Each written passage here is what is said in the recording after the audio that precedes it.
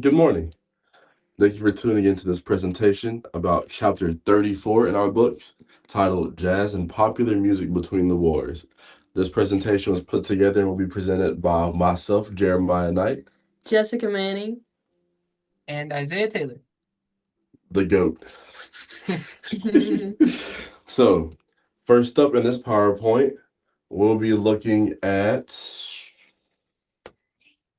first a chapter overview, and then we'll cover Disillusion and the Greats. From there, we'll go into the interwar forms of music. After that, we'll look at American musical theater and popular music. After that, we'll look at one of my favorites, the Jazz Age. Following that, we'll hit up the blues. And last but certainly not least, we'll look at film music and music preservation. So, for the overview of this chapter, we said that following the calamity of World War I and prior to World War II, technological advancement transformed musical culture and an ongoing expansion of diverse musical styles followed suit. So after this World War, perfect. After the World War, there were a lot of loss. There was so much negativity and sadness in the world from the amount of death that occurred that life didn't seem the same. It didn't seem as benign as it did prior to it. This led to this really big shift almost in the way that people saw the world, and this was called disillusionment. This led it to both civilians and soldiers becoming big poets and authors of some of the greatest works, and they were coined the Lost Generation. This group includes people such as F. Scott Fitzgerald, who wrote The Great Gatsby, and Ernest Hemingway, who wrote The Sun Also Rises, one of the most popular interwar era books of all time. Also, around this time, the Great Depression occurred. So that was when, in 1929, the New York stock market crashed, plummeting the whole world into more than a decade-long era of economic turmoil that was eventually coined the Great Depression. During this time, money was at an all-time low. Even if you had jobs, you were still struggling. You couldn't trust the stock market. You couldn't trust the bank. Depression is a very good term for it. And also around the same time, we had the Great Migration. So at this time, the 1920s, there's a lot of segregation, Jim Crow laws, and things like that going on. So in an effort to escape all of that and take advantage of all the numerous job opportunities and spots such as like factories and things like that, a lot of Black people decided to move northeast into the Midwest in large volumes to take up all of these spots and seek a better life for themselves. This led to emergences in cultures in places like Harlem and all types of things, leading to the Harlem Renaissance and eventually the jazz era. So that leads us into the interwar forms of music. This led us to musical theater, jazz and the blues, and film score. So if you see up front, you have the Showboat, one of the most popular musical theaters from that time. And then right in the middle, we have jazz and the blues. This was a very popular picture from back then. Um, a lot of people use it. It's actually in about 3 different museums on the same picture. And the last one is King Kong. This revolutionized the way that we do film score and honestly laid the foundation for everything we have now with some of our more famous ones from people like Hans Zimmer to John Williams. And Yes, then sirree. Thank you very much, Jeremiah. I got you on the next couple. Thank you so Appreciate much. you. Thank you so much. All right. Well, I can't quite get my camera to work, I don't think. But you know what? We're rolling with it. So, musical theater. After World War I, people sought distractions from the staggering death count of over 100,000 American soldiers, resulting in an economic and cultural boom referred to as the Roaring Twenties. Basically, there was a lot of death. Of course, it's World War I. People were upset, but they didn't want to linger on being upset. So we kind of needed to find stuff to do, especially not being in war. I mean, you know, we needed stuff to do, needed stuff to spend money on. So hence economic and cultural boom, roaring 20s. Vaudeville troupes. At one point, vaudeville troupes were the most popular form of entertainment, traveling nationally to perform shows, including light comic performances combining dancing, song, and dialogue. That led us into revues, which are pioneered by Florence Ziegfeld with his series Ziegfeld Follies. They were small performances of unrelated acts of plays. Though popular for a long time, revues eventually became less popular due to the Great Depression, forcing them to smaller venues. Pretty much everyone got forced into smaller venues. It was pretty difficult for any art form to survive through the Great Depression, yet alone a lot of people. So, but moving on from that point, we got into musicals. The 1920s style music rapidly overtook the operetta in terms of popularity. These shows had dialogue, solo songs, chorus, duets, and large dance numbers in contrast to the operetta's light and comedic style. Now, operettas could be a little bit more disjunct. They didn't have to be as connected, per se, as the musicals we know today. And in the 1920s, this style kind of flourished. It was referred to as fully integrated musicals, in which the music, the dance, the scenes, the characters and their development, it was all one-to-one tied to the story, or in other words, fully integrated. Showboat.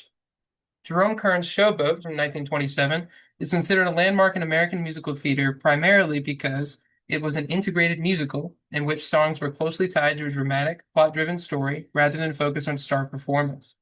Of course, an operetta with kind of loosely strung together songs fitting a sort of plot. It was more so demonstrating the music and the performer, hence, rather than focused on star performance. The lyrics of Showboat were written by the famous Oscar Hammerstein II, and it combined multiple traditions of musical theater and a variety of music genres. It was based on a novel of the same name and was truly Jerome Kern's masterpiece. Next, 1920s popular music and its connection to musical theater. In the 1920s, there was a distinct correlation between popular music and musical theater. Depending on the popularity of a new composition, popular music could or would appear in new musicals. Tin Pan Alley was a famous district of popular music publication at the time, but more on that soon. Scores from these musicals were printed out and sold with a picture of the performer who introduced the song on the cover. Although this process shifted relatively quickly to a different procedure, this made a long-lasting impact throughout history. As mentioned earlier, Tin Pan Alley. Most of the works from this district followed a standard form of one or more verses, followed by a 32-measure chorus in AABA, ABAB, or ABAC pattern. Waltz, typically written in 3/4 time, with a slightly lifted feel to create a more romantic and sentimental feel.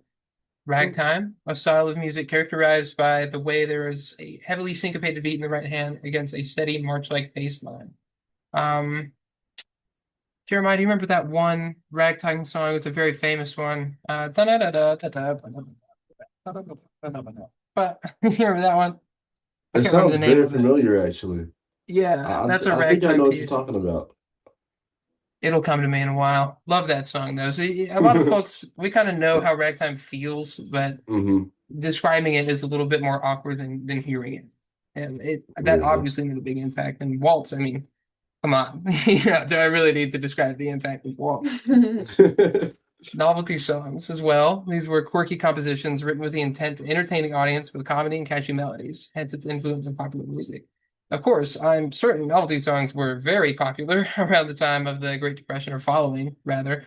As described earlier, people, after all this death and destruction, we needed something uplifting, and maybe not to think so hard, because a lot of folks have been thinking plenty hard, with that much loss. So novelty songs, of course, grew in popularity just because they're easy, light, something simple to get into. It's not as heavy as the topics that they're dealing with every day. So this leads us to George Gershwin. Now, George Gershwin kind of fits between both of these sections that we're leaning into right here. He was a trailblazer for both jazz and musical theater during his time. Some of his main works include Of Thee I Sing, I Got Rhythm, famous, super famous, come on now, I Got Rhythm, Very and good Just one. Strike Up the Band. After a start of writing for reviews, one of them, we moved toward integrated musicals and social satire. His best-known songs feature his brother Ira Gershwin's lyrics. So, now on to the fun stuff. We all love jazz, right? At least we better. This leads us to the jazz age. Many changes took place between 1917 and 1933. Of course, Adolf Hitler's rise to power and eventual dictatorship in Germany. But alongside that, Europe had to rebuild the very foundations of their country after severe debt and damage from World War One. I mean, it was demolished from World War One. We took a little bit getting involved there. And in contrast, the golden age in America and Canada from their increased prosperity and leisure time. Canada and America really just North America in general didn't really get hit per se too hard in World War One, at least in comparison to most of Europe. So we didn't have to spend as much time rebuilding, at least not our entire infrastructure as much as Europe did. So while they're rebuilding and as Hitler was rising to power, we had our golden age. We also had the Great Depression, the Great Migration, and a fight for women's rights. So there was a lot of cultural upheaval, and the Great Depression was a big old suffrage in of itself. I mean, lots of stuff going on. And yet, throughout all of this and more, jazz remained and gained much more popularity across the world as time went on. This came to a head in the 1920s, which has been befittingly deemed the jazz age. Now, of course, we can't talk about jazz without mentioning New Orleans. New Orleans jazz is one of, if not the, most well-known forms of jazz. Named after the city it originated in, it was the leading style of jazz post-World War One and was created by a melting pot of cultures in Congo Square, famously known as the birthplace of jazz. It is characterized by group variation of a given tune built on counterpoint between melodic instruments, alternating with solos over a rhythmic and harmonic background. Now, that's a lot of words. All right, jazz, it's fun. It's funky. Those syncopated rhythms down there are in the rhythm section are so easily identifiable. You know jazz when you hear it. And the most prevailing opinion I've heard on jazz overall is that you don't really understand it until you hear it performed live. Because as it says down there, that group variation of a given tune built on counterpoint between melodic instruments, whatever. There's a lot of improvisation in jazz. I mean, that's kind of what it was built upon, was improv between different cultures and borrowing some ideas from each and mixing them into one big super genre, which became jazz. So with improvisation being such a core concept of jazz, it's kind of hard to get it without hearing it as it's performed in person and with that very human improv. And that is truly what defines New Orleans jazz. And it's so famous, beautiful. Another cool thing about jazz, Isaiah, Hmm. is that with America being called the melting pot of cultures, jazz is one of the very, very few genres of music that actually originated strictly in America instead of being brought somewhere else. Absolutely. Yeah, that's a great point. I mean, I just love that the spirit of jazz is pretty much based in exactly as you said, the melting pot of cultures. I think that's so cool. Agreed, agreed. That leads us into the significance of jazz. I touched on that a little bit, but this slide puts it in a little bit better words, a little cleaner. Over 50 million European lives were lost in the war by the end of 1918. Jazz and popular music provided a way for those who survived to express themselves and relearn how to enjoy life moving forward after such destruction. I mean, what is music if not emotional expression? What are the arts if not emotional expression? And unfortunately, times of pain or just feelings of pain tend to need the most outlets. They need the most time expressing those feelings, and music is one of the most beautiful ways we can do so. And jazz, I mean, it gave the opportunity to so many people from so many different places to express that feeling in the same way and with each other, which after separation between the First World War between countries, I think jazz really stands out as a very just a beautiful way to express those feelings. It's awesome. That's a great way to put it. Right. I think lastly for my section before Miss Jessica takes over is the swing era. Influenced by the innovations of jazz, a new style of music was born. I think our book put this quite well. The name swing, derived from swing rhythm, in which notes on the beat are given extra time and those on off beats are delayed and shortened, producing an effect like triplets, alternating quarter, and eighth notes. Swing music is characterized by an optimistic and energetic tone, a tone that people recovering from the Great Depression craved. And so swing rapidly spread across the country and ignited a dance craze across the country. Um, swing is pretty cool. The reason I decided to pop that in right after jazz, namely, was because of how much it owes to jazz. I almost think of swing as a, a derivation of jazz in a way. It wouldn't really be around without it, but it's so distinct enough that it's deserving of its own acknowledgement for sure. And that leads us to Miss Jessica's section over here, the blues. Take it away. Yes. So the blues in our book, it's credited as one of the most influential genres of music to come out of early 20th century America. The blues is a genre of music that is defined by lyrics of perseverance through troubles, syncopated rhythm, and musical effects like slides, vocal rasps, or growls that mimic the sounds of expressing pain or frustration as described in this chapter.